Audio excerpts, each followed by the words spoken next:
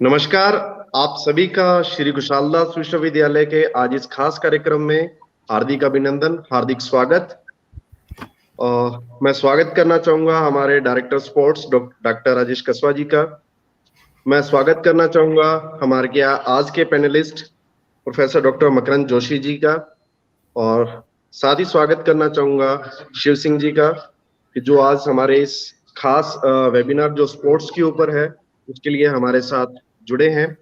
आज का जो हमारा विषय है वो विषय है कि जो मेंटल टफनेस है वो स्पोर्ट्स प्लेयर के ऊपर किस तरह से इम्पैक्ट करता है, उसके बारे में डिटेल में चर्चा करेंगे। हमारे जो एक्सपर्ट पैनल हैं वो इसके बारे में हमें डिटेल में बताएंगे। श्री कुशालदास विश्वविद्यालय हमेशा से ही प्रयास करता रहता है कि जो स्टूडेंट्स को अच्छे से अच्छी गुणवत्तापूर्वक शिक्षा मिले और सभी आयामों में, सभी परिदृश्यों में इसके ऊपर ध्यान दिया जाए।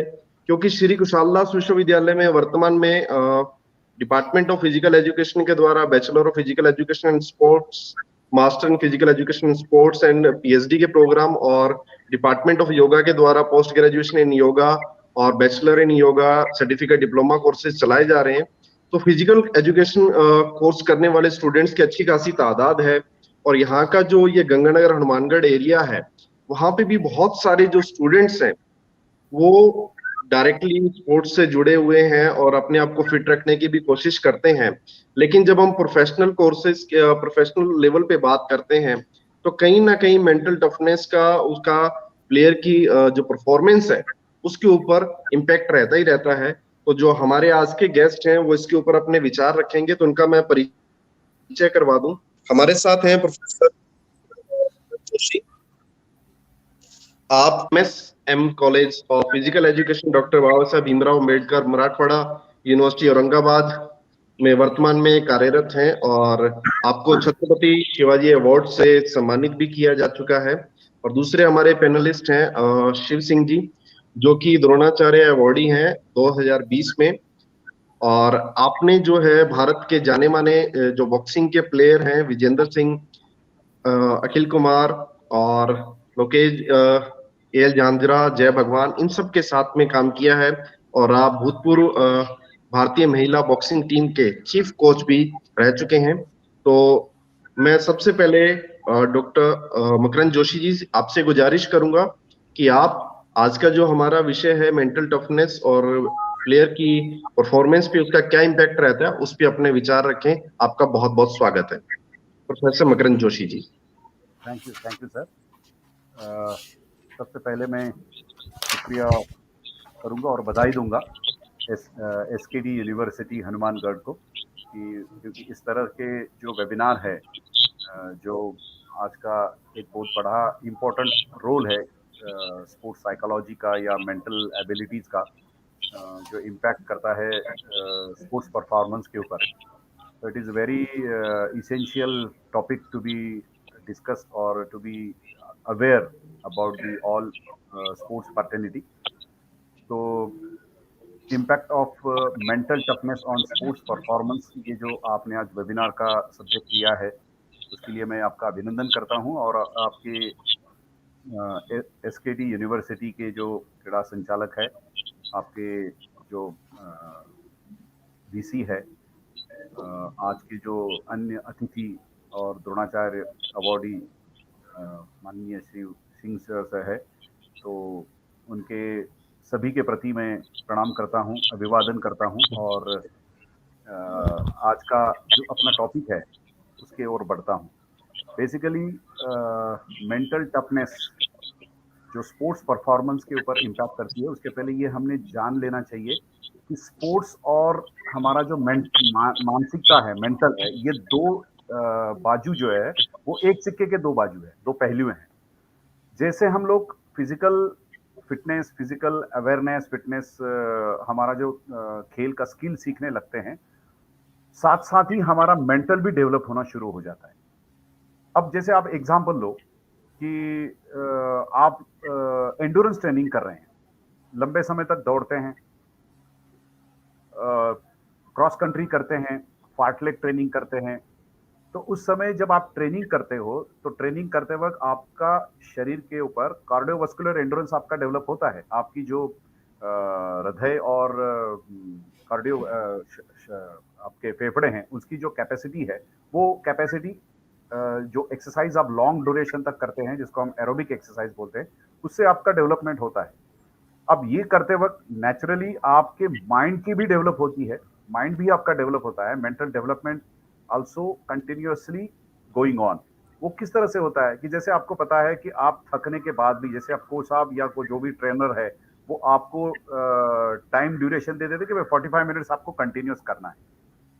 अब 45 मिनट्स कंटिन्यू करना है, आप 30 मिनट्स तक तो खींच रहे हैं, उसके बाद का जो आपका 15 मिनट का टाइम है, वो आपको बहुत ज़्यादा भारी पड़ रहा है, आपकी सांस फूली हुई है, आपके पैर में बहुत ज़्यादा लैक्टिक एसिड फॉर्म हुआ है और आपके पैर नहीं चल रहा है, फिर भी उसके बाद भी कोच साहब की प्रेशर से या आपके इंटरनल माइंड बताता है आपको कि नहीं, आपको इतना करना है 45 मिनट्स, तो वो आपके माइंड की एक तैयारी शुरू हो जाती है कि मेरे जिसको हम कहते हैं पेन टॉलरेंस कैपेसिटी, जैसे आपको आपकी सहन शक्ति, तितिक्षा आपकी बहुत ज़्यादा इसमें डेवलप हो जाती है। तो इसलिए मैं ये कहता हूँ कि बेसिकली जब आप फिजिकल प्रिपरेशन शुरू कर देते हैं, automatically mental preparation has been started simultaneously. तो ये एक सिक्के के दो पहलू है। दूसरी बात ऐसी है कि जब आप स्ट्रेंथन ट्रेनिंग करते हैं, जैसे आपको अपने शरीर में ताकत बढ़ानी है, स्ट्रेंथ डेवलपमेंट करना है, तो आपको आपके कैपेसिटी के ज़्यादा आपको कुछ एक्सरसाइज करना पड़ती है। जैसे आप अगर पुशअप्स करते हैं 10, अगर आपको स्ट्रेंथ बढ़ानी है, तो आपको 12, 15, 20, 25 इस प्रकार से आपके कैपेसिटी से बाहर जाके आपको काम करना पड़ेगा, then only you can increase your strength.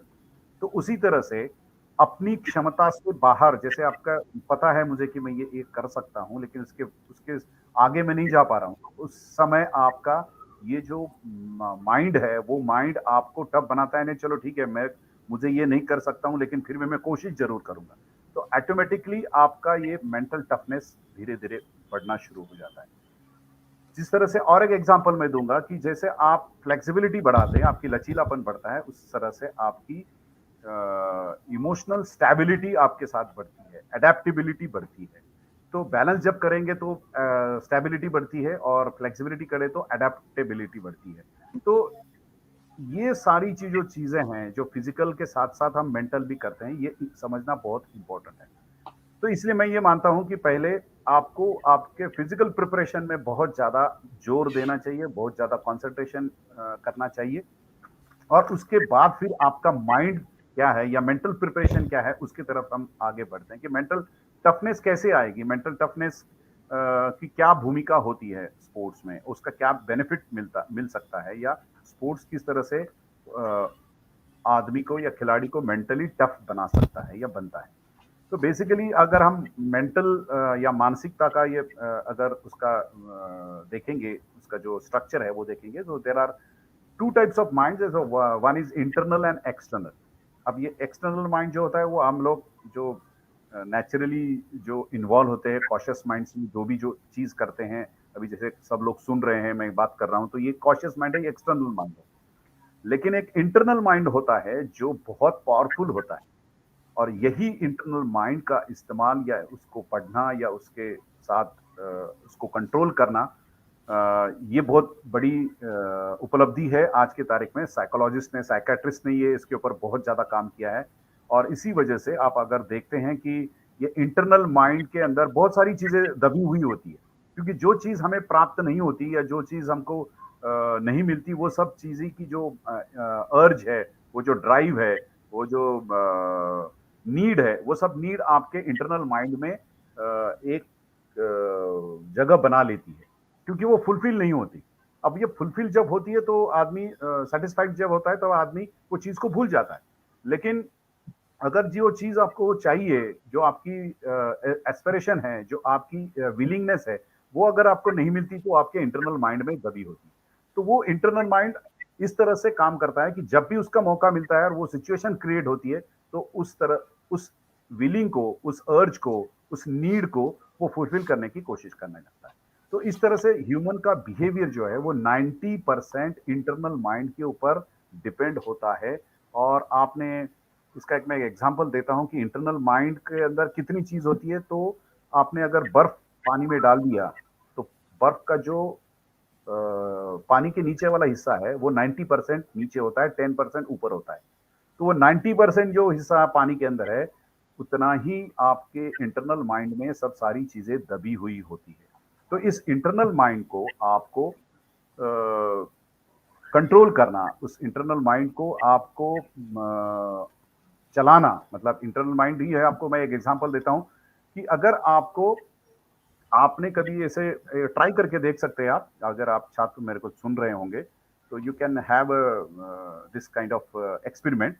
अगर आपके इंटरनल माइंड को आपने बता दिया कि मुझे कल 4 बजे उठना है early in the morning without clock, ऐसे आपको माइंड को बता दो और आप सो जाओ, आपका माइंड आपको बराबर 4 बजे उठाएगा।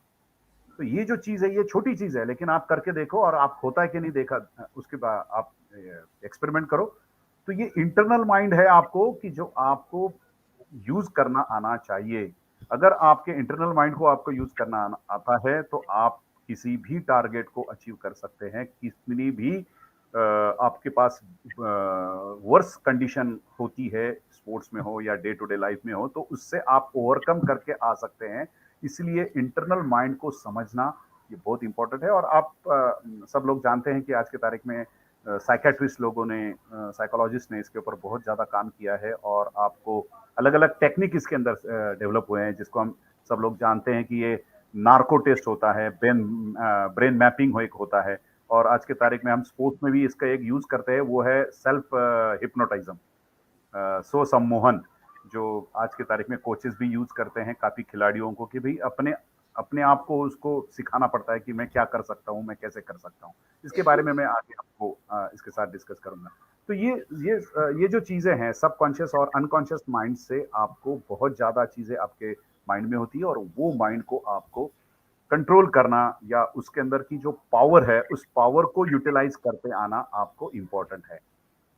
तो ये मेंटल स्टेटस या मेंटल का स्ट्रक्चर समझने के बाद इसके बाद आगे आपको ये भी जानना जरूरी है कि ये स्पोर्ट्स में लोग इमोशंस को डेवलप करते हैं या इमोशंस आ जाती है। ये इमोशन इंपॉर्टेंट पार्ट है, क्योंकि जब आप कोई भी काम करने लगते हैं, कोई भी स्पोर्ट्स आपको सीखना है, तो उसके अंदर इमोशंस क्रिएट होते हैं। इमोशंस क्रिएट होना ये नेचुरल है, आपको एक फीलिंग आती है। इमोशंस क्या है? It is a complex state of feeling. ये आपकी एक फीलिंग की कॉम्प्लेक्स स्टेट है, that can be temporary disturbance of mental and physical state, जो आपके माइंड और शरीर को टेम्पररी डिस्टर्ब करती है। ये ऐसी स्थिति है कि जो आपको हम उसे कहते हैं इमोशंस में है। अब इमोशंस होना भी अनिवार्य है, और कई स्पोर्ट्स में ऐसा है कि जैसे हम जानते हैं कि एग्रेशन होना जरूरी है। कई स्पोर्ट्स ऐसे हैं कि जहां पर आपका मेंटल स्टेबिलिटी होना जरूरी है, बहुत पीसफुल आप होना चाहिए, बहुत शांत होने चाहिए, जैसे कि शूटिंग होता है, आर्चरी होते हैं। ऐसे स्पोर्ट्स है जहां पर आपकी ये इमोशंस के ऊपर आपको टोटली कंट्रोल करना पड़ता है, बिल्कुल मेंटल स्टेबल आपको रहना पड़ेगा। लेकिन कई स्पोर्ट्स ऐसे हैं जैसे बास्केटबॉल है, बॉक्सिंग है, फुटबॉल है, जहां पर एग्रेशन की जरूरत है। अगर आप डिफेंडर को या सामने वाले को अगर आप एग्रेशन नहीं दिखाओगे तो वो आपको इजीली आपको डोमिनेट करके आपको हरा सकता है। तो ये एग्रेशन की जरूरत जहां होती है, तो ये इमोशंस अलग अलग स्पोर्ट्स में अलग अलग पोजिशंस पे अलग अलग सिचुएशन में अलग अलग आपको यूज करना पड़ता है। तो ये इमोशंस का, और इमोशंस के ही हमारे अंदर कुछ डर पैदा होता है। कई समय में हम लोग देखते हैं कि हमको प्रिपरेशन करना है, एग्जाम का प्रिपरेशन करना है या स्पोर्ट्स का प्रिपरेशन करना है, कि मेरी कंपटीशन आ रही है, मेरा सिलेक्शन ट्रायल है, और मेरे सिलेक्शन ट्रायल्स में मेरी अभी तक जो कोच साहब जो चाहते हैं कि मेरी फिटनेस लेवल इतनी नहीं आ रही है, तो उसका मेरे ऊपर एक स्ट्रेस हो गया। और वो स्ट्रेस अगर वो फिटनेस 15 दिन 20 दिन हो गए, महीना हो गया, फिर भी मेरा वो फिटनेस लेवल नहीं आ रहा है, वो साहब डांटे जा रहे हैं, मेरे ऊपर प्रेशर आ रहा है, और ये स्ट्रेस अब मेरे ऊपर ज्यादा बढ़ रहा है, तो मेरा डर लग रहा है कि मैं ये कंपटीशन में खेल पाऊंगा कि नहीं, मेरा सिलेक्शन करेंगे कि नहीं। तो इस तरह से अलग अलग सिचुएशन हमारे लाइफ में आती है as a being a sports person. तो ये स्पोर्ट्स पर्सन को एक फियर आना शुरू होता है, डर पैदा हो जाता है। तो ये डर क्या है? ये इट्स इमोशन। एंग्जाइटी क्या है? It's emotion. आपको गुस्सा आता है, ये भी क्या है? इमोशन है।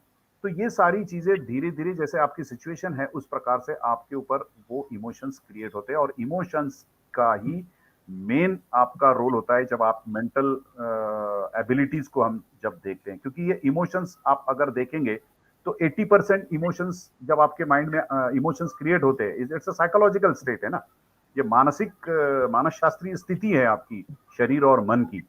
तो वो स्थिति आपको, अगर आपके माइंड में इमोशंस ज्यादा क्रिएट हो रहे हैं इसका मतलब है, या थॉट्स ज्यादा आ रहे हैं इसका मतलब है कि आप निगेटिव स्टेट में ज्यादा है, मतलब आपके निगेटिव स्टेटस आपका ज्यादा है, आपकी स्थिति नकारात्मक है। तो नेचुरली जब नकारात्मक स्थिति होगी आपका शरीर साथ नहीं देगा, आपका शरीर अच्छा काम नहीं करेगा, तो नेचुरली परफॉर्मेंस के ऊपर इंपैक्ट करेगा। तो इसलिए इमोशंस को जिस प्रकार से काबू करना या कंट्रोल करना, जैसे हम कहते हैं इमोशनल स्टेबिलिटी, आजकल जैसे इंटेलिजेंस कोशेंट होता है वैसे इमोशनल कोशेंट भी है, कि आपका भावनिक गुणांक कैसा है, कि आप किस तरह से सिचुएशन में कैसे एग्रेसिव होते हो, किस तरह से आप फिर से एक बार नॉर्मल रहते हो, किस तरह से आप बहुत पीसफुल रहते हो, किस तरह से आप बिल्कुल मेंटली टफ रहते हो, हिलते नहीं हो, बिल्कुल आपका माइंड बिल्कुल स्टेबल रहता है। कोई भी आपको क्रिटिसाइज करे, कोई भी आपको कुछ मतलब कहते हैं ना, स्पोर्ट्स में एक टैक्टिक्स होती है कि सामने वाले को जबरदस्ती कुछ इस तरह से हरकत करें कि वो गलती करते रहे और वो इमोशनली ज्यादा अराउजल उसके फीलिंग्स आए और वो गलती कर बैठे। तो ऐसे सिचुएशन, ऐसे टैक्टिक्स बहुत सारे स्पोर्ट्स में हम करते हैं, दांव प्रतिदांव लगाते हैं, हमारे इमोशंस के साथ खेला जाता है। जैसे कि आपने एक वर्ल्ड चैंपियनशिप में मैच देखा होगा कि जिदान को इमोशनली वो टीज कर रहा था, और उस जिदान ने फिर उसको अपने सिर से उसको ठोकर लगा दी और उसका रेड कर लिया और फ्रांस उस कंपटीशन से बाहर हो गया। तो ये सारी चीजें क्या है, ये टैक्टिक्स है, और उसको वो इमोशनली इतना टीज कर रहा था कि वो अपना इमोशन का कंट्रोल है वो खो बैठा, और अपने वो उसने अपना जो स्टेबिलिटी है, इमोशनल स्टेबिलिटी वो खो बैठी, और वो उसने जो गलती करना था वो कर दिया, और इस तरह से वो फ्रांस मैच हार गया। तो ये एग्जाम्पल मैं इसलिए दे रहा हूं क्योंकि इमोशंस पैदा होना ये बट नेचुरल है स्पोर्ट्स में, क्योंकि सिचुएशन ऐसी क्रिएट होगी। जैसे आप बॉक्सिंग कर रहे हैं या कहीं मैच कर रहे हैं, 1-0 से आप पिछड़ रहे हैं, आपके पास केवल 10 मिनट बाकी है, तो आपके ऊपर प्रेशर आएगा। अब प्रेशर जब ज्यादा और समय कम होता जाएगा वैसे प्रेशर बढ़ेगा, तो प्रेशर बढ़ने से आपके ऊपर स्ट्रेस आएगा, फिर आप उस स्ट्रेस में आप ज्यादा गलत पास देते रहेंगे, गलत मूवमेंट करेंगे, और गलत करते करते आपका टीम ऑटोमेटिकली, जब अगर आप इमोशंस के ऊपर स्टेबल रह के अगर आप प्रॉपरली आपका जो स्ट्रेटेजी है, जो गेम प्लान है, उसके हिसाब से आप अगर नहीं खेलेंगे, तो आपको वो मैच को जीतना या उसको बराबरी करना या उसके ऊपर आपको टैकल करना वो सिचुएशन को, वो आपके बस के बात नहीं रहेगी।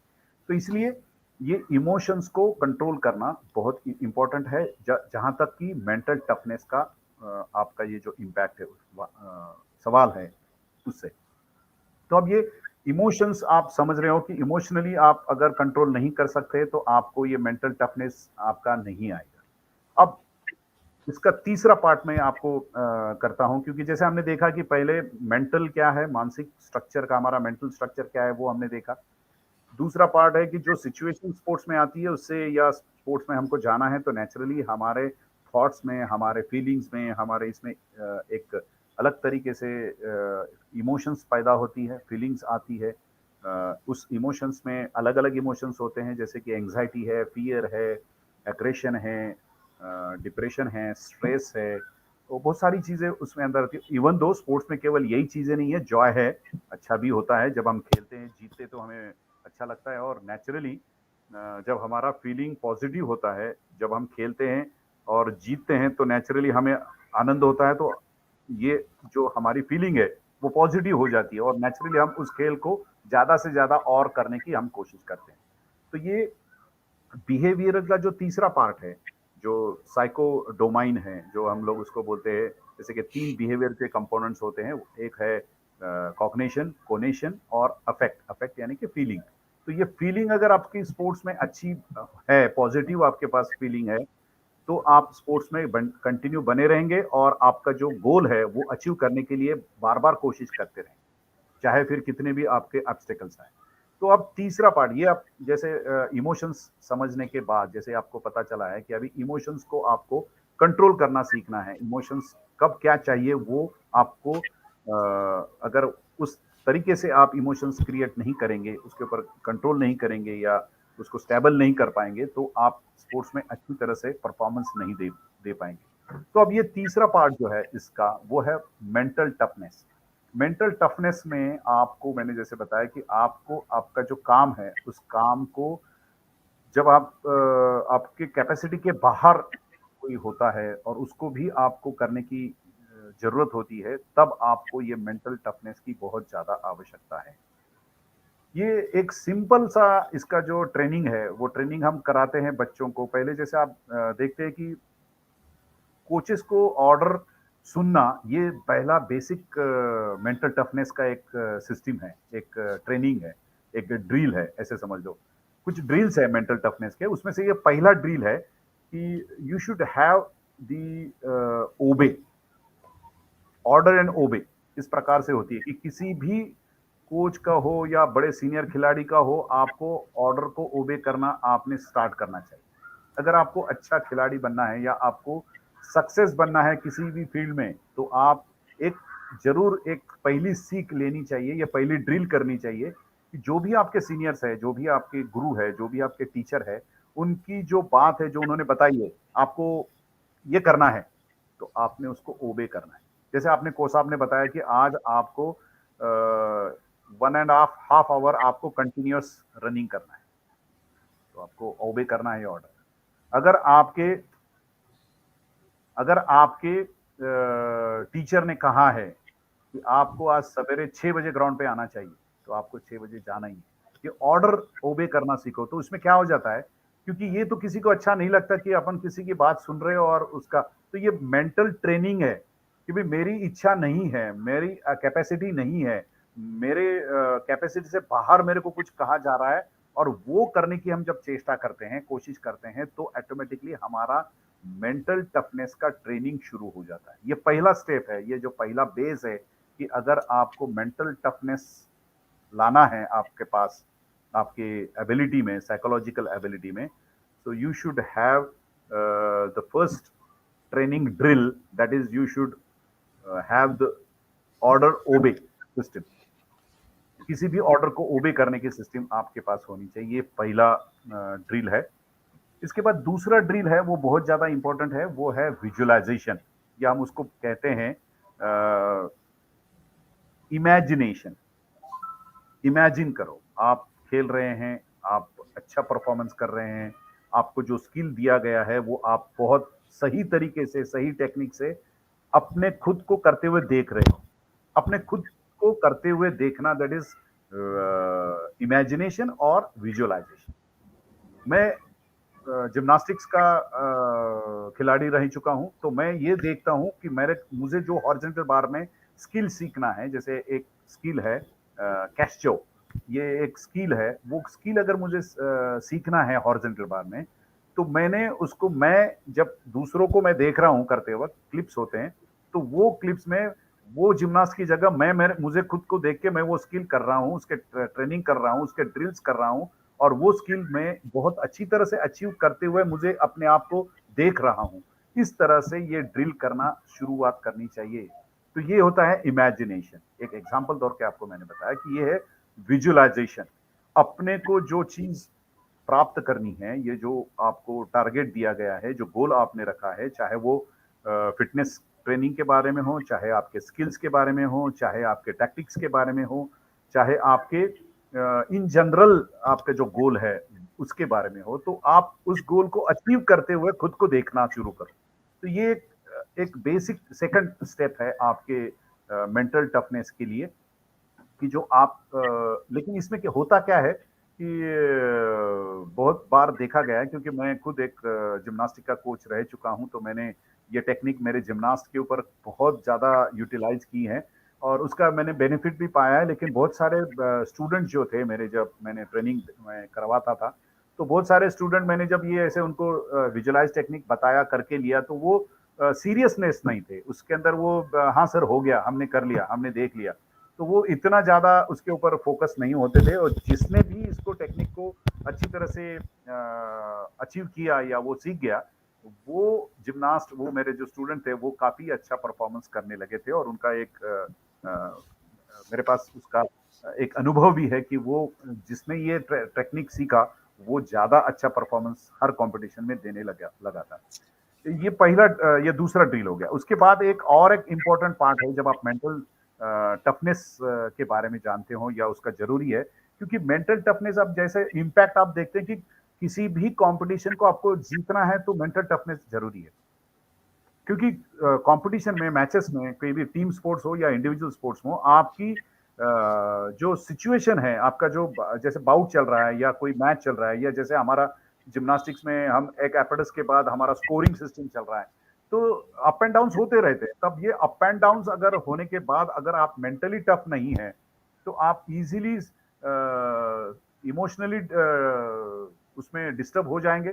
आपका जो मेंटल और इमोशनल फीलिंग का स्टेटस है, वो सडनली चेंज हो जाएगा, और आप उस इमोशनल कंडीशन में अगर मेंटल टफनेस आपके पास नहीं है, आप अपने इमोशनल को कंट्रोल नहीं कर सकते हैं, तो वो आपके लिए एक बड़ा वीक पॉइंट आपके साथ वो होगा, और आप उस सिचुएशन को प्रॉपरली हैंडल नहीं कर सकते। तो इसलिए ये मेंटल टफनेस जो है वो स्पोर्ट्स में इम्पोर्टेंट है, और वो आपको अच्छी तरह से आना चाहिए। उसके लिए मैंने अभी तक दो ड्रिल्स बताए। तीसरा ड्रिल्स होता है गेट इन द प्रेजेंट। आपको हमेशा प्रेजेंट के बारे में सोचना चाहिए। कि कई बार क्या होता है कि हम लोग जैसे हम बोलते हैं ना कि डे ड्रीमिंग है, कि मैं ये जीत चुका हूँ, या मैं इसका ये हाथ में ले रहा हूँ, या ऐसा ऐसा, यही सोचते रहता है।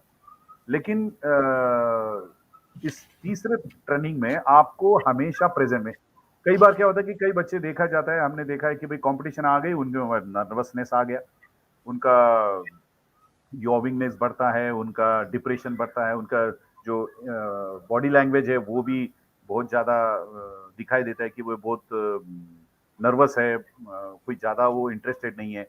तो इस तरह से ये इसलिए होता है क्योंकि अब मेरा परफॉर्मेंस होगा क्या, मैं अच्छा करूँगा क्या, ये फ्यूचर के बारे में सोचना, या फिर हम उसके बारे में अवेयर नहीं होना, इसका मतलब है कि आप एट प्रेजेंट नहीं हो। अभी आप कैसा है, अब आप तैयारी कर चुके हैं, मैं अपना बहुत अच्छा प्रिपरेशन कर चुका हूँ, मैं राह देख रहा हूँ मेरी कंपटीशन कब शुरू हो। तो ये अगर आप एट प्रेजेंट रहेंगे, अगर प्रेजेंट रहेंगे, तो आपका नेचुरली क्या हो जाता है, फियर कम हो जाता है। बहुत बार देखा गया है, मेरा भी अनुभव है, आपको अब हमारे कोसा भी आपको बताएंगे कि जैसे हम किसी भी एरिना में कंपटीशन के लिए शुरू कर देते हैं, हमारा फियर और हमारी एंजाइटी बिल्कुल गायब हो जाती है। ये मेरा अनुभव है, क्योंकि उसके पहले नेचुरली हमारे ऊपर एक प्रेशर होता है, एक टेंशन होता है, एक एंजाइटी होती है। वो कुछ लेवल तक होना ठीक है, ये बट नेचुरल है, क्योंकि ये मेंटल स्टेटस ऑटोमेटिकली आ जाती है किसी भी खिलाड़ी की, कि इस मैच में मैं कैसे प्रदर्शन करूंगा, इसके बारे में वो जरूर सोचता है, ये थॉट उसके माइंड में जरूर आता है। लेकिन ये थॉट को लेके वो फ्यूचर के बारे में, या मैं अभी क्या हो जाएगा, इसके बारे में अगर वो थॉट्स कंटिन्यूअसली वो आते रहेंगे, तो उसका जो नर्वसनेस है, उसका जो टेंशन है वो बढ़ता जाएगा, और उसकी जो फियरनेस है वो बढ़ेगी, और एंजाइटी लेवल भी बढ़ जाएगी। तो अगर एंजाइटी लेवल बढ़ेगी तो उसका परफॉर्मेंस नहीं प्रॉपरली आएगा। इसीलिए आपको प्रेजेंट रहना जरूरी है, कि भाई मैं अभी क्या हूं, whether I am fit, yes, whether I have having a good training, yes, whether I have prepared properly, yes, my coach has given me a proper guidance, proper training, technique and tactic program, yes, so be present. तो ये अगर आप रहेंगे तो naturally अपने आपको confidence बढ़ता रहेगा, क्योंकि जब आप ये खुद को बारे में सोचेंगे कि मैंने तैयारी की है, मेरा ये है, मेरा वो है, मैं अभी इस प्रकार से हूँ, इजीली आपको कंपटीशन में जब आप मैदान में या किसी बाउट के लिए जाओगे, या खेल के लिए शुरुआत करोगे, तो आपका जो फियर है वो ऑटोमेटिकली गायब हो जाएगा। क्योंकि जब आप प्रेजेंट होते हैं, ऐसा कहा जाता है कि when you are in a present there is no fear existence. आपका डर नहीं होता, क्योंकि जब जैसे मैदान में हम उतर जाते हैं तो हमारा सभी प्रॉब्लम खत्म हो जाती है, क्योंकि हमें पता होता है कि अब हमको काम करना है, और मेरा जो स्किल है वो मैंने बताना है। तो इस तरह से ये तीसरा टेक्निक है कि आपको ये करना ज़रूरी है कि आपको हमेशा कॉम्पिटिशन के टाइम भी प्रेज़ेंट रहना चाहिए। तभी आप मेंटली स्टेबल रहेंगे और टफनेस आपको आ जाएगी। चौथा एक इम्पोर्टेंट है पार्ट, उसको हम कहते हैं कि यूज़ अ मंत्र। अब मंत्र कहते हैं ना, गायत्री मंत्र बहुत बार कहते हैं। बहुत सारे लोग हनुमान चालीसा कहते हैं। बहुत सारे लोग शिव महिम्न कहते हैं। तो ये सारे जो मंत्र हैं हम लोग बार-बार इसलिए कहते हैं क्योंकि उससे हमें हमारे अंदर की जो आध्यात्मिक है वो जागरूकता पैदा होती है। ये हम जैसे किसी मंदिर में जाते हैं तो ये मंत्र कहते हैं। लेकिन इसका एक बेनिफिट हमारे स्पोर्ट्स में इस प्रकार से है कि एक मंत्र दिया जाता है किसी भी टीम को या किसी खिलाड़ी को, उसको एक मंत्र दिया जाता है और वो मंत्र उसकी जो खामियां हैं उसको ओवरकम करने के लिए उसको दिया जाता है।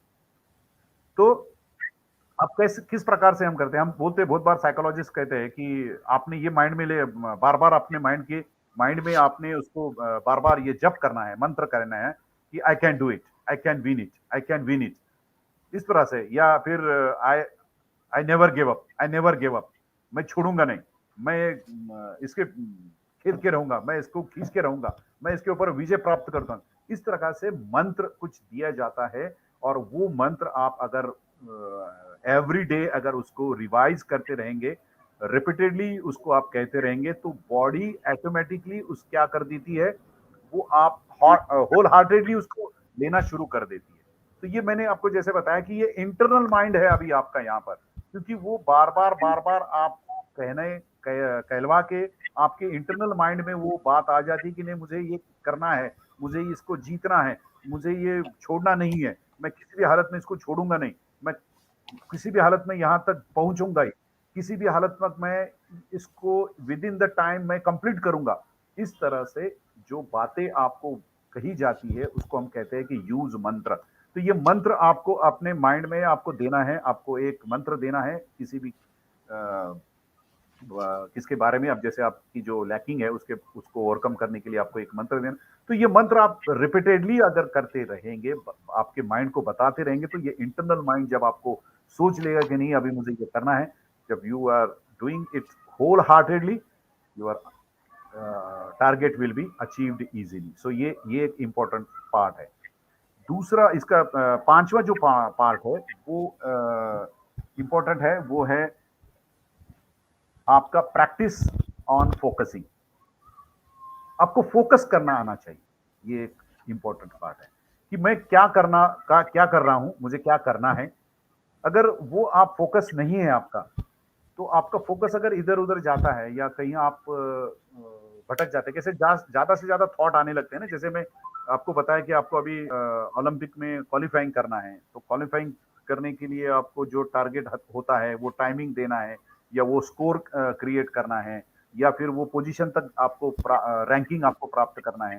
तो ये जब आपको टारगेट दिए जाते हैं तो नेचुरली आपको पता है कि हमारा कैपेसिटी या हमारे कंपटीशन बहुत ज़्यादा टफ है, हम लोग मैं कर पाऊंगा कि मैं कर नहीं कर पाऊंगा। उसके लिए हम ऐसी सोच आने के बाद हमारा जो मेंटल टफनेस है वो क्या हो जाता है, नेचुरली उसका डिक्रीज हो जाता है। और ये डिक्रीज होने की वजह ये होती है कि हमारे पे बहुत सारे थॉट्स आते हैं। तो ये थॉट्स अगर आते हैं हमारे माइंड में, तो उसको थॉट्स को रोकना जरूरी होता है। जितने ज्यादा आप थॉट्स आते रहेंगे उतनी ज्यादा आपके माइंड में बहुत सारी चीजें चलती रहेगी। और ये थॉट्स को रोकना, उसका एक ही रोकने के लिए एक ही होता है कि हम हमारे टारगेट के ऊपर फोकस करें। अगर हमारा टारगेट अगर हम फोकस नहीं कर पाएंगे, तो हमारे माइंड में बहुत सारी बातें होती है। जैसे आप देखते हैं कि जब मेडिटेशन किया जाता है या रिलैक्सेशन किया जाता है, तो आपको आपके माइंड को या तो आपके योगा में प्राणायाम के अंदर कैसे सांस लेते हो, बाहर कैसे जा रही है, उसके ऊपर आपको कॉन्सेंट्रेट करना पड़ता है। कंटिन्यूअसली फोकसिंग आपको उस आधार पर देना पड़ेगा। उसी तरह से जैसे आपका एक कुछ टारगेट है, उस टारगेट को आपको फोकस करके आपको काम करना आना चाहिए। अब अगर टारगेट को प्राप्त करने के लिए आपका जो स्ट्रीविंग बोलते हैं हम उसको, साधनात्मक वर्तन जो है, वो अगर आपका प्रॉपर नहीं है, अगर वो स्ट्रीविंग आपका नहीं आता है प्रॉपरली, तो वो जो टारगेट है, वो टारगेट आपने जो फोकस किया है, उसका मतलब है कि आप कहीं इधर उधर भटक रहे हैं, आपका मेंटल स्टेबिलिटी नहीं है, मेंटल टफनेस भी आपका उसी वजह से ये कम होते दिखाई देगा। क्योंकि मेंटल टफनेस का मतलब ये होता है कि आपको पता है कि मेरे कैपेसिटी से बाहर कुछ चीज मुझे करनी है, लेकिन मैं वो करके ही रहूंगा। ऐसी जो एक मानसिक स्थिति क्रिएट हो जाती है, तैयार की जाती है, वो स्थिति को बरकरार रखना या उसको अपने टारगेट अचीव होने तक मेंटेन करना, ये बहुत बड़ा एक चैलेंज होता है। चाहे वो कोई कोच हो या चाहे वो बड़ा कितना खिलाड़ी हो, उस चैलेंज को उसको अचीव करने के लिए फोकसिंग अगर उसके पास नहीं है, तो वो जो उसका टारगेट है, उसका जो गोल है, वो अचीव नहीं हो पाएगा। और इसीलिए ये फोकसिंग करने के लिए बहुत सारे टेक्निक्स यूज करते हैं। मेडिटेशन है, जैसे कि योगा में त्राटक एक क्रियाएं बताई जाती है कि आदमी को वो फोकस करने के लिए वो सिखाया जाता है। तो there are lot of techniques for developing the mental toughness, और उसके मैंने आपको कुछ ड्रिल्स बताए हैं। तो वो ड्रिल्स अगर आप करते हैं, ये ड्रिल्स के साथ आप अगर ट्रेनिंग करते हैं, तो नेचुरली आपका जो अच्छी जो टारगेट है, जो गोल है, वो आप प्राप्त करेंगे। और स्पोर्ट्स में आपका जो परफॉर्मेंस है, वो परफॉर्मेंस ऑटोमेटिकली आपका हाई लेवल होना शुरू हो जाएगा, और किसी भी कंपटीशन के किसी भी सिचुएशन में आप मेंटली बहुत ज्यादा स्टेबल रहेंगे। और जो आवश्यक इमोशंस आपको चाहिए जिस सिचुएशन में, अब क्या होता है कि कई बार इमोशन की आवश्यकता है क्योंकि आपको एग्रेसिवली खेलना पड़ेगा। कोच पीछे से बैठ के चिल्लाते हैं, अरे अटैक कर, अटैक कर, अरे थोड़ा सा एग्रेसिव जा। लेकिन अगर उस समय उस खिलाड़ी की इमोशनल पावर, अगर वो मेंटल टफनेस अगर नहीं है उसके पास, तो वो एग्रेशन नहीं निकाल पाएगा, क्योंकि वो सामने वाले से डरा हुआ है, या ये एंग्जाइटी में है, या फियर में है, या फिर स्ट्रेस में है कि भाई अभी मेरे पास तो 2 सेकंड बाकी है, मेरे पास तो 8 सेकंड बाकी है, मेरे पास तो 10 सेकंड बाकी समय बाकी है, और मैं अभी 2 पॉइंट कैसे निकालूंगा। तो ये सोच में वो अपने आप को वो सिचुएशन से ऊपर उभर कर नहीं आ सकता है। और इसीलिए मेंटल टफनेस के लिए आपको ये जो ड्रिल्स बताई जाती है, वो उसकी प्रैक्टिस करना, उस ड्रिल को करना बहुत इंपॉर्टेंट है, और तभी आप अपना परफॉर्मेंस अच्छी तरह से दे सकते हैं। तो ये मेंटल टफनेस जो है, वो बहुत इंपॉर्टेंट रोल प्ले करता है as far as sports performance is concern. अगर आपको हाई परफॉर्मेंस लेवल पर खेलना है, हाई लेवल परफॉर्मेंस को अचीव करना है, तो आपके पास मेंटल टफनेस होना इसेंशियल है। There is essential psychological quality of a sports person through which we can achieve a high level of performance.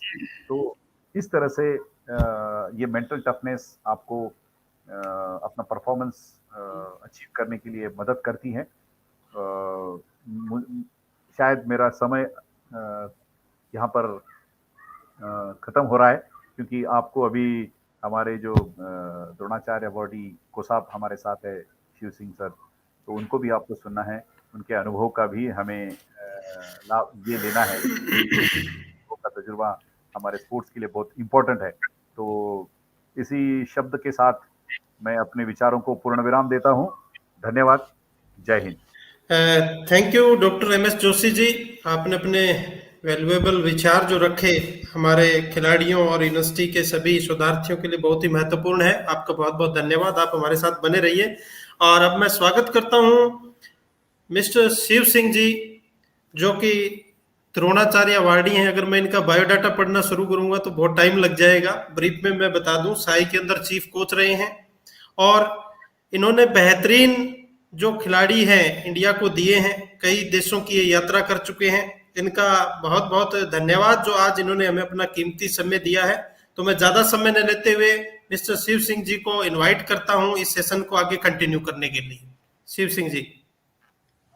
मैं सबसे पहले आप सबका नमन करता हूं। मेरी आवाज आ रही है? Hello. Yes sir, yes sir. Okay, मैं आप सबका नमन करता हूं और श्री कौशालदे यूनिवर्सिटी को प्रणाम करता हूं कि जिन्होंने मुझे ये मौका दिया और आपसे रूबरू होने के लिए। और जो मुझे सुन रहे हैं खिलाड़ी, कोचेस या फिजिकल एजुकेशन के टीचर्स, मैं उनको भी आपके माध्यम से नमन करता हूं। खिलाड़ियों का नमन तो मैं इसलिए करता हूं कि वो देश का फ्यूचर हैं, आगे देश के भविष्य बनाने वाले हैं। डॉक्टर साहब से अभी मैं सुन रहा था, श्री जोशी जी को, उन्होंने बहुत ही अच्छे तरीके से ये व्याख्या करी कि हमें कैसे खेल के अंदर अपनी मानसिक दशा को ठीक बनाना है। कुछ बातें तो बहुत ही उसमें महत्वपूर्ण हैं डे टू डे के लिए, और जो उन्होंने बॉक्सिंग के एग्जाम्पल दिए उसके लिए भी मैं इनका धन्यवाद करता हूं। लेकिन बॉक्सिंग कोच के रूप में जब से मैंने ज्वाइन करा है, तो मुझसे एक सवाल अक्सर लोग पूछते हैं कि ऐसी कौन सी चीज है जो बॉक्सर बनाने के लिए इंसान को प्रेरित करती है या बॉक्सिंग बनाने के लिए अच्छी हो सकती है। मैंने बड़ा निष्कर्ष निकाला, सोचा कि भाई ये क्या चीज है, ऐसी कौन सी ऐसी गति हो सकती है जो बॉक्सर बनाने के लिए मदद कर सकती है। शारीरिक स्वास्थ्य तो हर एक खेल के अंदर चाहिए, शरीर हर एक खेल के अंदर चाहिए, स्पीड हर एक गेम के अंदर चाहिए। निष्कर्ष निकालने के बाद जब मैं बाद में पहुंचा, तो एक सबसे अच्छी चीज जो नजर आ रही है कि वो, अगर आपकी मानसिक दृढ़ता है तो आप एक अच्छे बॉक्सर बन सकते हैं, अच्छी खिलाड़ी बन सकते हैं और अच्छी प्रतिभाशील मुक्केबाज बन सकते हैं। अभी जोशी साहब ने भी कहा कि बॉक्सिंग एक बड़ी उत्तेजना पूर्वक गेम है। आपने देखा होगा कि बॉक्सिंग जब हो रही होती है तो बहुत ही रिंग के अंदर उत्तेजित वातावरण होता है, बहुत तेज खिलाड़ी एक दूसरे पर अग्रसर हो रहे होते हैं। ऐसा लगता है कि बॉक्सिंग के अंदर बहुत ज्यादा उत्तेजना है, लेकिन असल में बात यह है कि उस वक्त बॉक्सर खेल रहे होते हैं वो अंदर से बहुत शांत होते हैं, और वो ठीक एक ग्रैंड मास्टर जैसे शतरंज वाला सोच रहा होता है, वह ऐसे ही निर्णय ले रहे होते हैं कि मुझे आगे क्या करना है। मुझे एक सेकंड, बॉक्सिंग के अंदर एक सेकंड से कम सोचने का समय है, जहां पर आपको सोचना भी है, प्रहार भी करना है और अपने आप को बचाना भी है। ये तभी संभव हो सकता है जब आप मानसिक रूप से दृढ़ हो। आपने रिस्क लेना है, अंदर जाना है, और जाने के बाद अपना काम पूरा करने के बाद बाहर भी आना है। ये आम आदमी के लिए शायद मुश्किल हो सकता है, लेकिन एक बॉक्सर के लिए आसान है, क्योंकि वो आस्ता आस्ता इसके लिए अपने आप को तैयार करता है, और जब वो तैयार करता है तो एक समय लगता है। और इस सारा जो बॉडी कांटेक्ट वाले गेम है, ये सब में ही ऐसा है कि इंसान को बहुत तेजी से सोचना पड़ता है और काम करना पड़ता है। उसके लिए मानसिक दृढ़ता बहुत जरूरी है। ये हम कब देखते हैं कि मानसिक दृढ़ता की जरूरत पड़ती है खेल के अंदर? दो खिलाड़ी एक जैसे खेल रहे होते हैं, दोनों की क्षमताएं बराबर होती हैं, शारीरिक, मानसिक, और जो उनकी एबिलिटीज हैं, जिनको हम कहते हैं स्पीड, स्ट्रेंथ, इंडोरेंस, ये सारी चीजें बराबर हैं, और उनका खेल का जो स्तर है वो भी बराबर है। लेकिन यहाँ पर जो मानसिक रूप से सुदृढ़ होगा खिलाड़ी, वो अच्छा करेगा, और उसके जो रिजल्ट्स हैं वो पॉजिटिव आते हैं। ये, और वो देखा ये जाता है कि वो ज्यादा से ज्यादा यत्न करता है, आगे बढ़ने की कोशिश करता है। जिसे अभी हम सोच रहे थे कि डॉक्टर साहब भी बता रहे थे कि कोच कहते हैं कि वो आगे चलो, लेकिन आगे वही चलता है जो मानसिक रूप से दृढ़ होता है और संगठित होता है। लेकिन कभी ये सोचा जाता है कि ये जो मानसिक रूप से सुदृढ़ होना, कई लोग कहते हैं, विद्वान कहते हैं कि ये बचपन से ही होता है, जिसे कहते हैं जन्मजात। लेकिन अभी डॉक्टर साहब ने भी बताया, और मैं भी मानता हूं कि ये आस्ता आस्ता हम प्रैक्टिस के दौरान इसको हम पूरा कर सकते हैं। इस तरह की जब हम ट्रेनिंग करते हैं, शारीरिक रूप से ट्रेनिंग करते हैं, अपने आप का अभ्यास करते हैं, तो आस्ता आस्ता हम अपने मन को भी मानसिक रूप से दृढ़ करते हैं। क्योंकि किसी भी खेल के अंदर अपने आप को जब हम इन्वॉल्व करते हैं, तो हम उसके अंदर नियमित रूप से प्रयास करते हैं। नियमित रूप से किसी भी जगह पर ट्रेनिंग करना या प्रयास करना, एक मन को सुदृढ़ करना, एक बिंदु पर केंद्रित करना, अपने आप को, एक चैलेंज को, चुनौती को स्वीकार करना और मन को कंट्रोल करना, फिर अपनी एक प्रतिबद्धता, कमिटमेंट जिसको हम कहते हैं कि, और फिर मानसिक रूप से उस लक्ष्य को, जिस लक्ष्य को हमने अपने प्राप्त करने के लिए हम काम कर रहे हैं और चल रहे हैं, उसके लिए जब हम व्यायाम करते हैं या शारीरिक स्वास्थ्य करते हैं, तो हमारी जो मानसिक दृढ़ता है वो अपने आप डेवलप होती है और बढ़ती है। और यही देखने को मिला है कि जैसे जैसे हम, कहने को तो ये चीजें बड़ी अच्छी लगती हैं कि चुनौतियां, कंट्रोल, दृढ़ता, लेकिन हम कैसे भापेंगे कि ये हमारा खिलाड़ी मानसिक रूप से सुदृढ़ है या नहीं है? छोटी छोटी 2-3 चीजें मैं एग्जाम एज ए कोच जो देखने को मिला है वो ये होता है कि जो मानसिक रूप से सुदृढ़ खिलाड़ी होते हैं, आप उन पर कोई भी काम कहे तो वो तुरंत करते हैं और पूरा करते हैं। वो कभी अपने काम को किए हुए को नहीं छोड़ते। अगर आपको उनको कहा है कि आपने 5 रेपिटेशन करने हैं, वो 5 पूरे करेंगे, 6 करेंगे और अपनी पूरी क्षमता के साथ करेंगे, जो मानसिक रूप से सुदृढ़ हैं। और जो मानसिक रूप से सुदृढ़ नहीं होते हैं, वो थोड़ा बहुत लाइट भी हो जाते हैं। वो सोचते हैं 5 की जगह को सबने नहीं देखा, 4 कर लेते हैं।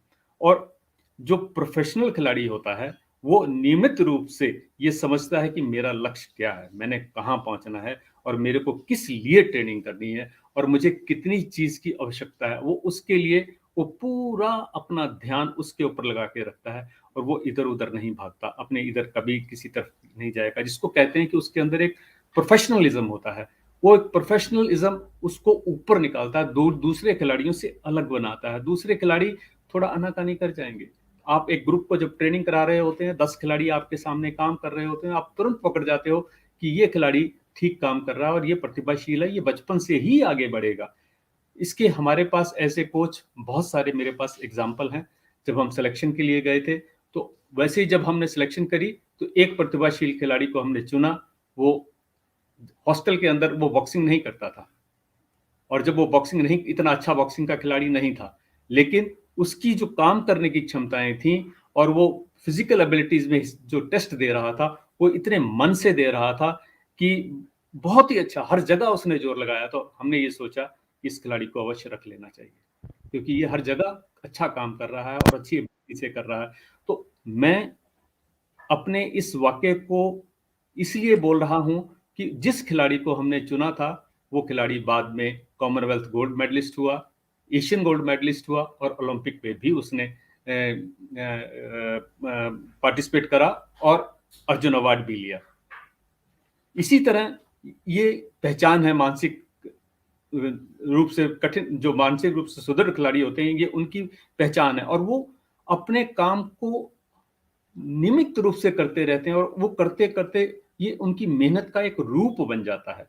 और जब ये उनके मेहनत का ये रूप बन जाता है और जिससे कि वो आगे बढ़कर डेली ट्रेनिंग करते करते आगे बढ़कर और उनकी प्रैक्टिस का हिस्सा बन जाता है, जो किसी भी तरह से आप उनको देखो, उनको सुपरविजन की जरूरत नहीं होती। जो मेंटल, दिमागी रूप से टफ खिलाड़ी होते हैं और उनकी अचीवमेंट आती हैं, उनकी अचीवमेंट शुरू से बचपन से ही नजर आने लग जाती हैं। चाहे वो थका हुआ हो या ना हो, वो काम पूरा करेगा। उसको काम दे दो, उसको देखने की जरूरत नहीं पड़ेगी। लेकिन कुछ खिलाड़ी ऐसे होते हैं, जब हम कहते हैं कि 10 रेपिटेशन करिए आप, वो 10 पर आकर शरीर बेशक उनका नहीं थकता, लेकिन उनका मन थक जाता है, वो 9 कर कर छोड़ देते हैं और छोटा फिटा फिर काम करते हैं, फिर वो 8 कर कर छोड़ देते हैं और उसमें उतनी जोर नहीं लगाते। कभी उन खिलाड़ियों ने या कभी हम लोगों ने ये नहीं सोचा कि आस्ता आस्ता जो काम छोड़ा गया है उसकी मात्रा हमेशा 99% रह गई। और जब कंपटीशन की समय आता है तो ऐसे खिलाड़ी अक्सर ये देखा जाता है, जब अच्छे खिलाड़ी के साथ अपना मुकाबला करते हैं तो ये पूरे यत्न नहीं करते, क्योंकि वो एक आदत बन जाती है कि हमने वो पूरा काम नहीं करा। लेकिन जहां हम ये देखते हैं कि जो मानसिक रूप से कठोर और तगड़े खिलाड़ी होते हैं, वो काम करते जाते हैं और एक अपना अध्याय लिख देते हैं कि बाउट को अपने पक्ष में चेंज कर देते हैं, पूरी ट्रेनिंग को अपने अपने हिसाब से बदल देते हैं। और हम कंपटीशन में भी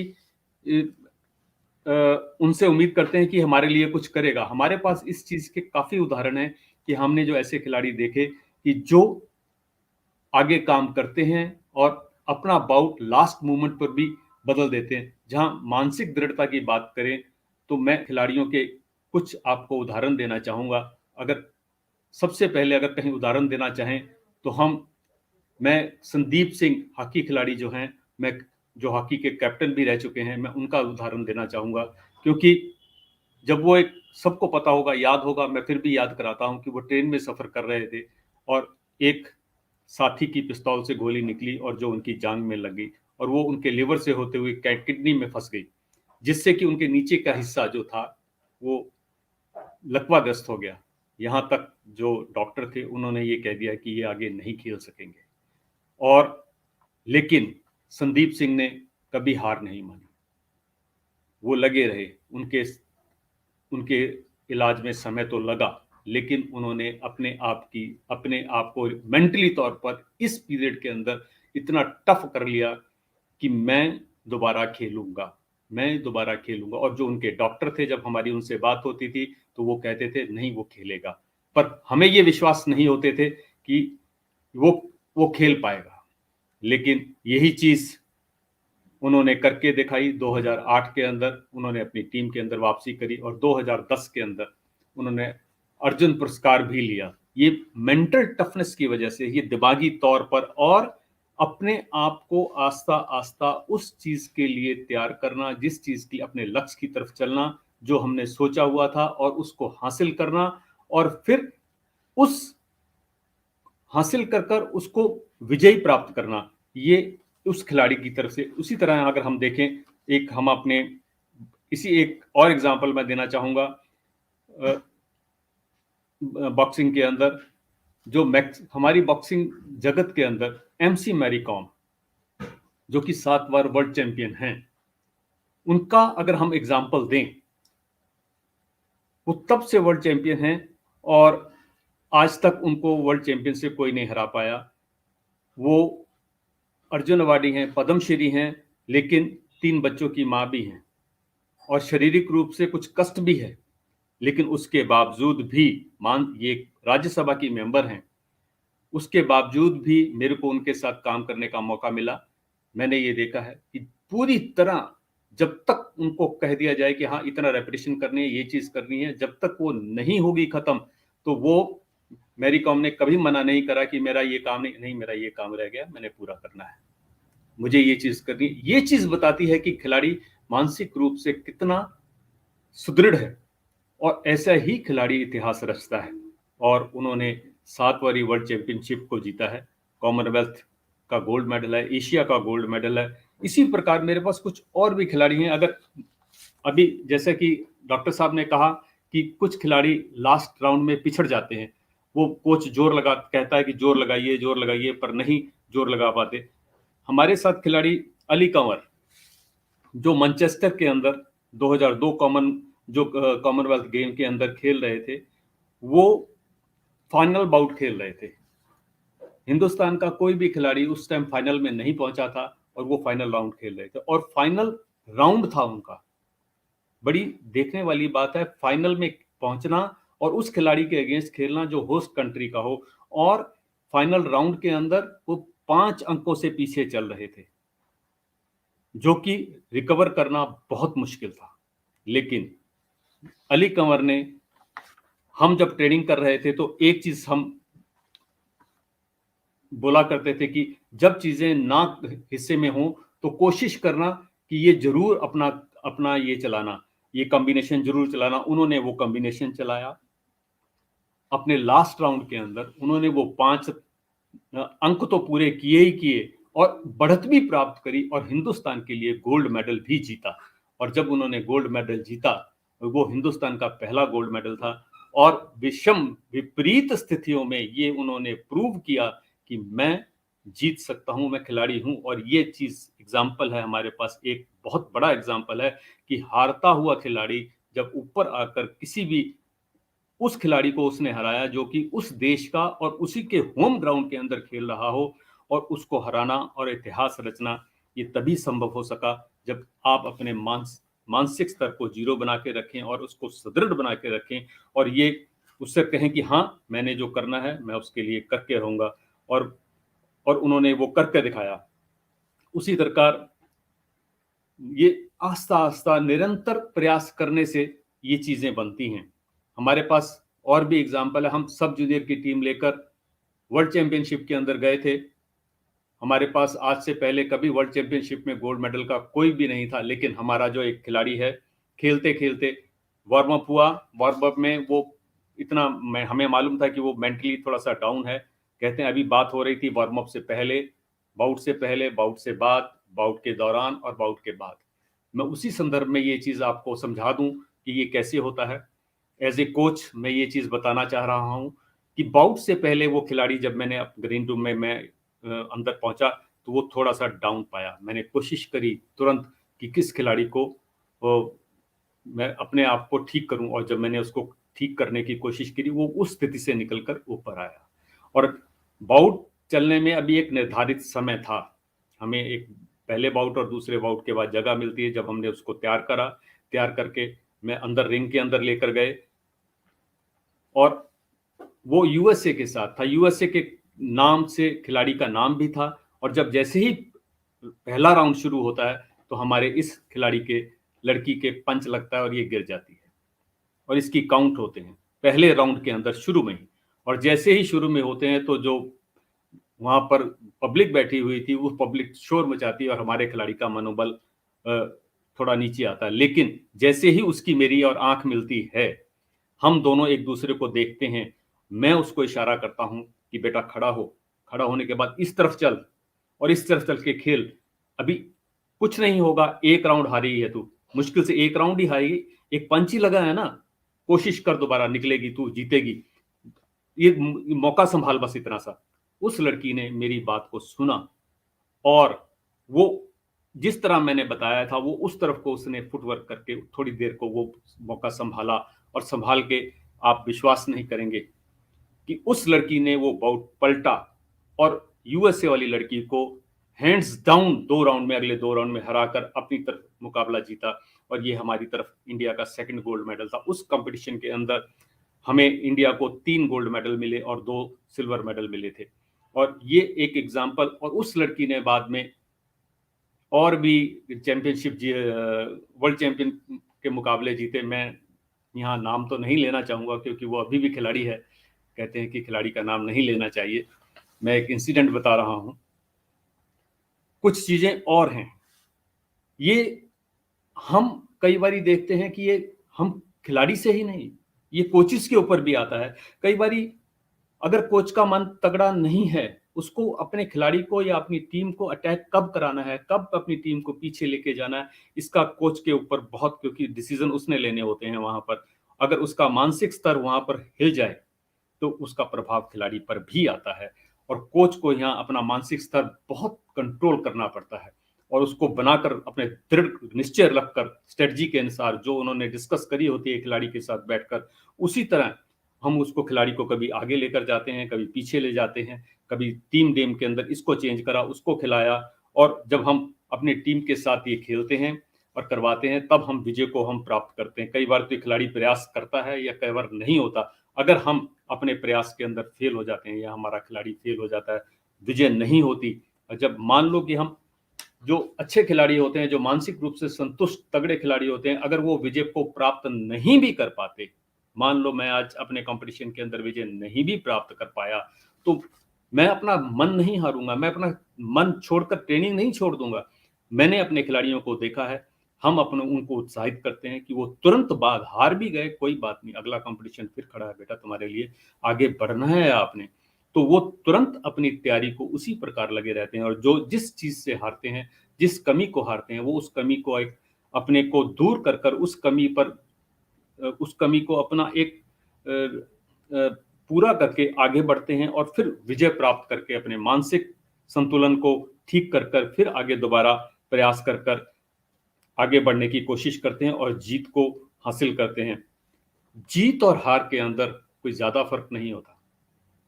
जहां जीत और हार का फर्क आता है, चाहे ओलंपिक का मेडल हो चाहे डिस्ट्रिक्ट का हो, उसमें सिर्फ एक बाल मात्र का अंतर होता है। आपको पता नहीं लगता कि आपके प्रयास कब कम हो गए और कब ठीक थे और कब आपने ज्यादा इफेक्ट करे। जो खिलाड़ी निरंतर अपने मन को कंट्रोल करके, अपने मन को संतुलित करके दृढ़ मन से प्रयास करते हैं और लास्ट मूवमेंट तक प्रयासरत रहते हैं, आपने चाहे बॉक्सिंग हो, फुटबॉल हो, हॉकी हो, लास्ट मूवमेंट 1 मिनट पहले, यानी plenty stroke last movement bell गुजर बजने तक आप जब तक उसको ट्राई नहीं करते, अगर उसको ट्राई करोगे तो वो चेंज करता है। स्विमिंग के अंदर आप जब देख रहे होते हैं, खिलाड़ी को ये मालूम नहीं होता, एथलेटिक के अंदर ये मालूम नहीं होता कि मैं जीत गया कि साथ में जीत गया। हमारी खिलाड़ी ओलंपिक के पदक के अंदर सिर्फ इतने से सिर नीचा करने की वजह से रह गई थी। उसको ये मालूम नहीं था कि हम यहाँ हार गए। इस तरह सेकंड के लास्ट मोमेंट के अंदर तक आपको प्रयासरत रहना चाहिए, और वही आपके प्रयास भी तभी संभव हो सकते हैं जब आप अपने मन को संगठित कर बैठे हैं और अपने आप को, अपनी गलतियों को सुधार कर आगे बढ़ रहे हैं। अगर मैं इन सब की बातें या बात करते करते मैं नीरज चोपड़ा का एग्जाम्पल ना दूं तो यह अधूरा रहेगा, क्योंकि आप सब जानते हैं कि लेटेस्ट अभी ओलंपिक के अंदर टोक्यो ओलंपिक के अंदर नीरज चोपड़ा ने भारत की तरफ से इतिहास रचा है, और जेवलिन थ्रो फेंक कर एक हमें जो एथलेटिक के अंदर पहला गोल्ड मेडल दिलाया। उनके भी 2019 के अंदर कोनी में चोट लग गई थी, और जब कोनी ब्लॉक हो गई थी वो उसी हाथ से जेवलिन फेंकते हैं, और उस दौरान उनका इलाज हुआ, ऑपरेशन हुआ, और उनको रिहैबिलिटेशन के अंदर जाना पड़ा, और 6 महीने तक खेल से बाहर रहना पड़ा। इन 6 महीनों के अंदर आप उनकी जीवनी देखिए, उनसे बात करके देखिए। वो ये बताते हैं कि मैंने किस प्रकार अपने आप को दोबारा तैयार करा और मैं आगे बढ़कर इस ओलंपिक के मेडल के लिए आगे आया। और जब उन्होंने अपनी भाला फेंका था, उन्होंने पीछे मुड़कर नहीं देखा कि क्या होगा। उन्होंने उस भाले को पता था कि मेरा भाला इतनी दूर गया है। सो सेम इसी तरह मीराबाई चानू जो हमारी ओलंपिक मेडलिस्ट है, उसको देखिए आप। 2000 हमारे लिए उन्होंने ओलंपिक के अंदर सेकंड प्लेस प्राप्त करा इस टोक्यो के अंदर, लेकिन 2016 के अंदर ओलंपिक में वो वॉश आउट हो गई थी। उसको उस स्तर के अंदर बहुत बातें सुननी पड़ी थी। कई लोगों ने कहा कि ये तो खेल ही नहीं सकते, ये नहीं हो सकता, वो नहीं हो सकता। कई तरह के, अगर आप जीतते हैं तो आपके अच्छे कमेंट मिलते हैं, हारते हैं तो आपको वर्स्ट कमेंट मिलते हैं। उसके लिए आपको तैयार रहना होता है। जैसे ही कई बार ये होता है कि हम उसकी वजह से अपनी भाषा पर नियंत्रण खो देते हैं, लेकिन मीराबाई चानू ने ऐसा कहीं कुछ नहीं होने दिया। निरंतर हर जगह पर उन्होंने प्रयासरत करा, और उलटफेर करते हुए 2021 के अंदर अपना सफल प्रयास कर उन्होंने भारत को एक रजत पदक दिलाया। हमें कोच साहब थोड़ा निवेदन है, कंक्लूड करें, समय का जो है देखते हुए प्लीज। ठीक है सर, ठीक है। मैं लास्ट में सिर्फ इतना कहना चाहूंगा कि मानसिक दृष्टि से अगर हम खिलाड़ियों को देखें तो ये अपने आप को एक विषम स्थितियों के अंदर, किसी भी स्थिति के अंदर अगर आपने उचित निर्णय लेना है या तभी करना है। आपने मात्र खेल में ही नहीं, अपने पूरे जीवन के अंदर मानसिक रूप से सदृढ़ रहने से आपको सफलता प्राप्त हो सकती है। इसके लिए आप किसी भी गलत दवाई का उपयोग ना करें। ये दवाइयों से नहीं होती, डोप का उपयोग नहीं करना। आप अपने आप को दृढ़ बनाने के लिए प्रयास करिए। आप मनोवैज्ञानिक की सलाह लीजिए, आप कोचेस की सलाह लीजिए, और इसी प्रकार आप ऊपर बढ़ सकते हैं और मानसिक रूप से संगठित होकर खिलाड़ियों में नाकर बजाय की ऊंचाइयों को छू सकते हैं। अगर आपको कहीं भी कोई संचय हो तो आप पैरा वाले खिलाड़ियों को देखिए, जो कि पूरी तरह शरीर से ठीक ना होते हुए भी उन्होंने ओलंपिक में इतिहास रचा। बेशक उनके लिए जो उन्होंने मेडल जीते हैं, अगर हम कहीं भी विश्वास होता है कि हमें विचलित होते हैं कि हम अपने पैरा वाले खिलाड़ियों का साथ देखिए कि वो किस तरह विषम परिस्थितियों के अंदर शारीरिक रूप से फिजिकली फिट ना होते हुए भी, मानसिक रूप से तैयार होते हुए भी वो खेलते हैं, और खेलने के बाद जुनून है कि हम खेल को आगे बढ़ाएंगे। और उन्होंने ओलंपिक में मेडल लाए और ये देश का नाम ऊंचा करा। मैं इन्हीं बातों के साथ मैं अपनी वाणी को विराम देता हूं कि खेल के अंदर या जीवन के अंदर अपने मानसिक स्थिति को ठीक रखें और आगे बढ़ें। उसके लिए किसी दुर्व्यवहार, किसी शराब का, किसी दवाई का कोई गलत सहारा ना लें, जिससे कि आप एक गलत समाज बनाएं। अपने आप को एक दृढ़ बनाकर सिचुएशन के साथ लड़ें और आगे बढ़ें। देश को, संगठित भारत को एक बनाएं। जय हिंद, जय भारत। थैंक यू शिव सिंह जी, जो हमारे साथ आज अपने विचार साझा किए। साई के चीफ कोच रिटायर्ड, और मैं आपको बता देना चाहता हूं कि मैरी कॉम के भी कोच रहे हैं, तो हमारे लिए बड़े सौभाग्य की बात है कि एक इंटरनेशनल खिलाड़ी जिसका विश्व में नाम है, आज हमारे यूनिवर्सिटी के लिए उन्होंने अपना वैल्यूएबल टाइम निकाला, कीमती समय हमें दिया, इसके लिए उनका बहुत बहुत धन्यवाद। और हमारे दूसरे जो guest speaker doctor MS Joshi, professor हैं फिजिकल एजुकेशन डिपार्टमेंट में, MSM college of physical education Aurangabad, उन्होंने भी अपना कीमती समय दिया, वो भी शिव छत्रपति अवार्ड से नवाजे गए हैं। आपका बहुत बहुत धन्यवाद सर। और द्रोणाचार्य अवार्डी शिव सिंह जी का भी बहुत बहुत धन्यवाद। और मैं आशा करता हूं कि आप इसी तरह SKD परिवार से जुड़े रहेंगे। और स्पेशली मैं धन्यवाद करना चाहूंगा हमारे chief advisor doctor SS Roy, जो कि फॉर्मर एग्जीक्यूटिव डायरेक्टर रहे हैं साई में। अब उनके गाइडेंस में हम स्पोर्ट्स को कैसे आगे बढ़ा सकते हैं, एकेडमिक जो हमारा यूनिवर्सिटी का है उसको हम कैसे बढ़ा सकते हैं, इस चीज को लेकर के वो हमें लगातार गाइड दे रहे हैं, लगातार हमें आगे निर्देशित कर रहे हैं। तो उसी कड़ी में आज जो शख्सियत हमारे साथ जुड़े हैं उनका श्री कुशालदास विश्वविद्यालय की मैनेजमेंट की तरफ से, ऑनरेबल वाइस चांसलर, रजिस्ट्रार, सभी स्टाफ मेंबर की तरफ से बहुत बहुत धन्यवाद सर। थैंक यू, नमस्कार। थैंक यू वेरी मच, धन्यवाद।